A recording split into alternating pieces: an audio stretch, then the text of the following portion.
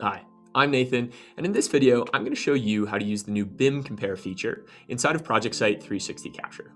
So, to get started, I'm going to open up the split screen view in my viewer here, and I'm going to go ahead and click on this new drop-down button that allows me to toggle between the different types of data I'm looking at.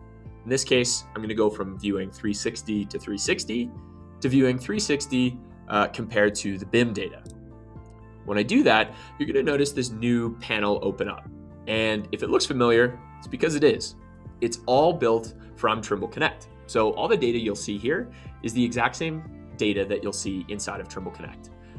Trimble Connect is the common data environment that we're using here. So everything in ProjectSight 360 Capture is built off of that Trimble Connect platform. Really powerful, not just for storing our data, but for connecting us across the entire Trimble ecosystem. So it keeps us all in the same frame of mind, the same source of truth, really easy to use. Now, what you'll notice is that it's telling me I don't have a model loaded. It's because I haven't picked one yet.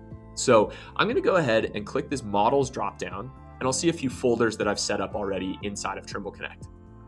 In this case, I'm going to go ahead and pick my Westminster, Colorado dataset, and I'm going to turn on a couple of models here. You'll notice that I've got this data kind of all in the same space, and that's going to be important here for allowing me to actually compare the various different data sets that I have all in one location. So you can compare as many models as you want to at one time. The key thing here is that obviously what we're about to do is calibrate the drawing, the 2D space, to the model, the 3D space. And so as long as your models are all in the same 3D space, you can view as many as you want all at one time. Right? And so that's kind of a common practice already, but just calling that out, if you've got federated models that all share that same 3D space, you can turn on kind of as many as you'd like here to really visualize and layer in as much contextual data as you would like. So in this case, I've got a couple models turned on, and I'm happy with that. So I'm going to minimize that window by clicking on that models tab there. And now I'll notice I've got this toast. So in this case, my lock button here is grayed out. When I, move around that photo, I'm not actually linked to the space yet, right? So I have to do this calibration. So I'm going to click on this toast up here, this button that says calibrate. And that's going to open me into the calibration workflow. In this case, we've added a little animation that helps to show you the first time that you're using it, exactly kind of what we're looking for. In this case, you're going to pick 2 points on the drawing, and we're going to go pick the same 2 points in the model. Now, when we pick those points, we want to make sure that they're not right beside each other, and ideally that they're not, in just a straight line, but that they cover a good breadth of the drawing and the model itself. So the more coverage we have, the more distance you have, the better geometry you have. It's all going to help that calibration be a little bit more accurate, a little bit better for what we're looking for here. So in this case, I can also choose to not see this data again, or not see this video again. And if I click on that, that's going to make it so that whenever I come back into this calibration, it's never going to show me this animation again. But for now, I'm going to leave that on. So I'm going to go ahead and close this out. And now I'm going to see my drawing that I've got for our office here. And I need to pick points A and B. So I can see this cursor here that's kind of transparent. That's to help you actually see kind of the space that you're picking on.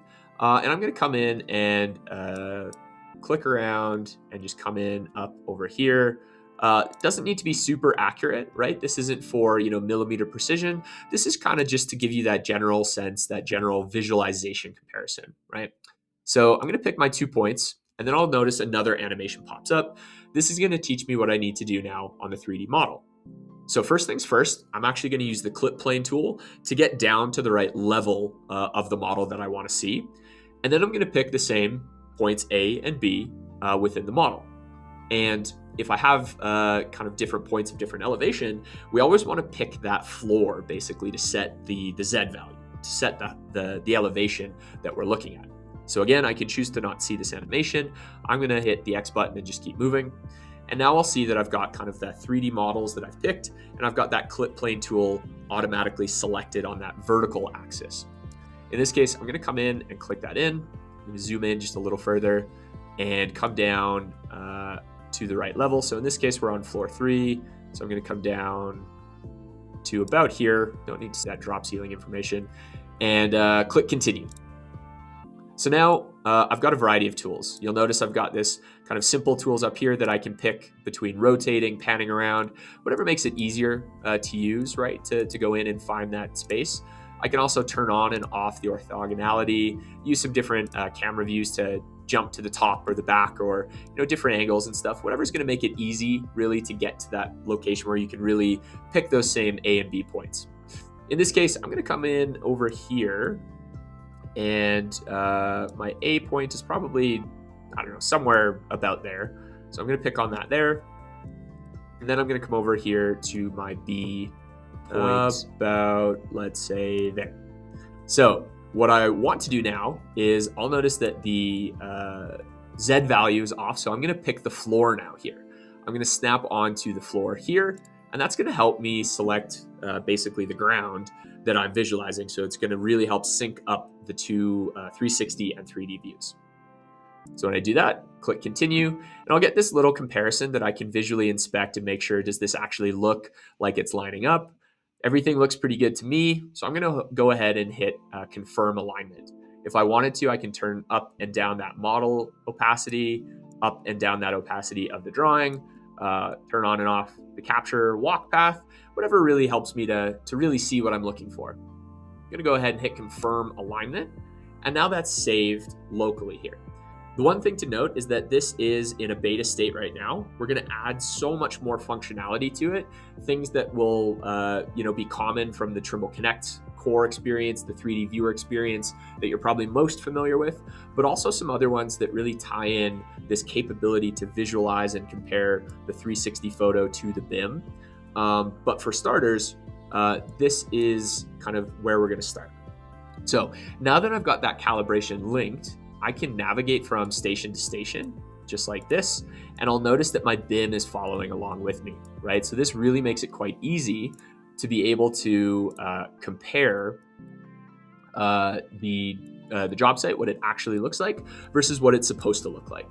And this allows me to do different things, like I can actually come in and turn off model elements to hide them. So for instance, if I've got my full architectural plan and I'm comparing to what's in the ceiling, now I can actually visually compare those two together.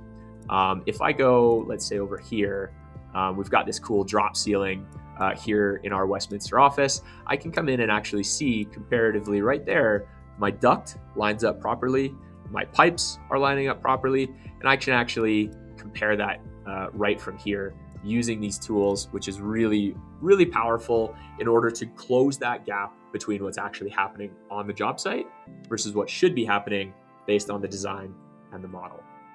Now, I've got a few other tools here. I can also turn on my clip planes, and apply clip planes. So if I really want to kind of narrow in on certain features or functionalities, I've got a few different options there.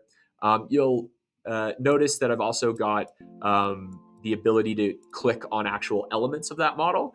And this becomes really powerful when I'm looking at, say, this ductwork, and I want to click this whole ductwork here and indicate that it's been installed. So I'm going to go ahead and change the color to green, because for me, that means that this is installed. And now, as I see that model actually represents the true state of progress on the job site, and that allows me to do a little bit more kind of just inspection and understanding, comparing what's really happening versus what should be happening on that job site. Now, as I mentioned, this is released in beta so far, in a public beta, so we're going to be adding a bunch more functionality to it. Would love your feedback as you get going. Feel free to leave it in the comments or to reach out to us directly via the network. Thanks for watching.